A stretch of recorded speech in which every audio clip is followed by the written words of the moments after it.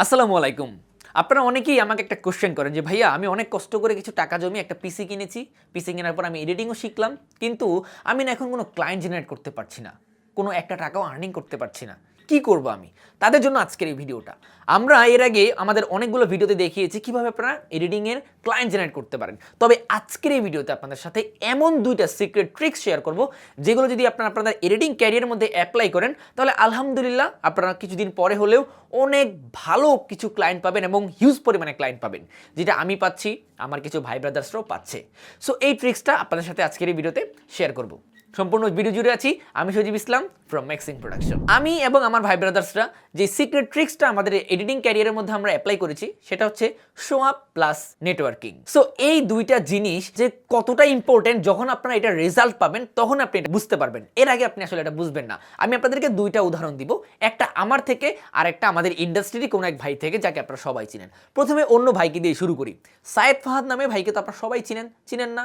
উনি কিন্তু আমাদের এডিটিং ইন্ডাস্ট্রির মধ্যে অনেক সিনিয়র একজন পার্সন এবং খুবই ভালো কাজ করে। উনি কিন্তু কোর্সও করায়, প্লাস রিয়েল এস্টেট বলেন বা ওনার কিন্তু একটা এজেন্সি আছে, ওই এজেন্সিতেও কিন্তু কাজ করেন। সো উনি হচ্ছে যে রেগুলার যে কাজগুলো করেন, তারপর হচ্ছে যে উনি যেখানে যে প্রজেক্টগুলো করে, যেখানে যে সেমিনার করে, ওই জিনিসগুলো কিন্তু উনি ওনার ফেসবুক প্রোফাইল বা ফেসবুক পেজ যেটা আছে ওটার মধ্যে কিন্তু শেয়ার করে। যার কারণে উনি যে ভালো ভালো জায়গায় যাচ্ছে, ভালো ভালো জায়গায় কাজ করতেছে, এইগুলো মানুষকে দেখানোর কারণে কিন্তু মানুষ ইন্টারেস্টেড হচ্ছে যে ওই ভাইটা তো ভালো কাজ করে, আমার যদি কোনো কাজ লাগে আমি ভাইয়ের থেকে কাজটা করাবো। প্লাস ওই ভাই তো ভালো এডিটিং করে, আমি তাহলে ওই ভাইয়ের থেকে কিন্তু এডিটিংটা করাবো। সো উনি যেহেতু ওনার কাজটাকে শো আপ করতেছে, যার কারণে আমরা তাদের কাছেই যাচ্ছি এবং আমরা তাকে দিয়েই কিন্তু কাজটা করাচ্ছি। এখন উনি যদি শো আপ না করতো, আমরা যদি নাই জানতাম, তাহলে কি কেউ ওনার কাছে কোর্স করতো? কেউই করতো না। কেউ ওনার কাছ থেকে কাজ করাইতো? কেউই করাতো না। সো উনি শো আপ করেছে, প্লাস উনি সবাইকে দেখিয়েছে, সবাই কাজ করতেছে। ঠিক তেমন আমার ক্ষেত্রেই ঘটেছে এই বিষয়টাও। আমি যখন প্রথম অবস্থায় একটা ক্যামেরা কিনেছিলাম, যদি আমার শুরুটা ছিল একটা মোবাইল ফোন দিয়ে, সো এরপরে যখন আমি একটা ক্যামেরা কিনি, আমি হচ্ছে যে ওই ক্যামেরাটাই ফেসবুকে একটা পোস্ট করি যে আলহামদুলিল্লাহ আমার ক্যামেরা ডান, আমি একটা ক্যামেরা কিনেছি। সো এরপরে আমার ফেসবুক প্রোফাইলের মধ্যে যাদের কোনো ক্যামেরা রিলেটেড কোনো শ্যুট লাগতো, তারা আমার সাথে যোগাযোগ করতো এবং আমি তাদের কাজগুলো করে দিতাম, যার কারণে আমার তখন কিছুটা প্রফিট আসতো। ঠিক এই বিষয়টা আমি আমার এডিটিংয়ের মধ্যেও অ্যাপ্লাই করেছি। আমি যখনই যে কাজগুলো করতাম, ওই কাজগুলো আমি ফেসবুকে আপলোড করতাম যে আমি এই কাজটা করলাম, আজকে আমি এই ডিভাইস দিয়ে কাজ করতেছি। সো তখন কিন্তু অনেকে সেই ভিডিওগুলো দেখতো, দেখার পর বুঝতো যে না ভাই এই ভাইটা এই কাজ করে, এই ভাইকে দিয়ে আমি কাজ করাইতে পারি।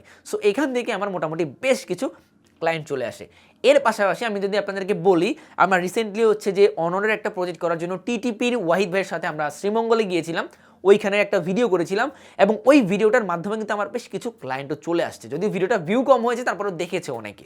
এর পাশাপাশি আমরা কক্সবাজারে গিয়েছিলাম রিয়েলমির একটা ফোনের জন্য। সো ওই ভিডিওটা কিন্তু আমরা আপলোড করেছি। কেন আপলোড করেছি? আমি শো আপ করেছি যে না আমরা এখানে কাজ করতেছি। তখন কোনো ব্র্যান্ড বা কোনো ভালো ভাই ব্রাদার্সরা যাদের আর কি এই টাইপসের কাজ লাগবে, তারা কিন্তু আমার সাথে যোগাযোগ করেছে এবং আমি এইভাবেই কিন্তু আমার ক্লায়েন্ট বেসটা আমি বাড়িয়েছি।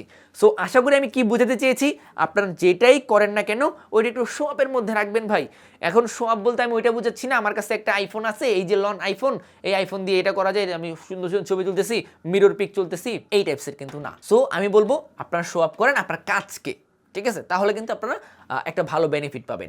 এর পাশাপাশি সেটা হচ্ছে নেটওয়ার্কিং। নেটওয়ার্কিং যদি আপনার না থাকে, আপনি কাজ হয়তো বা এখন পাবেন, কয়েকদিন পরে দেখবেন যে কাজগুলো ডাউন হয়ে গেছে। কারণ কি দেখেন, ধরেন আমি একটা ক্লায়েন্টের কাজ করলাম, এখন ক্লায়েন্টের কাজটা আমি খুব ভালো করে দিলাম।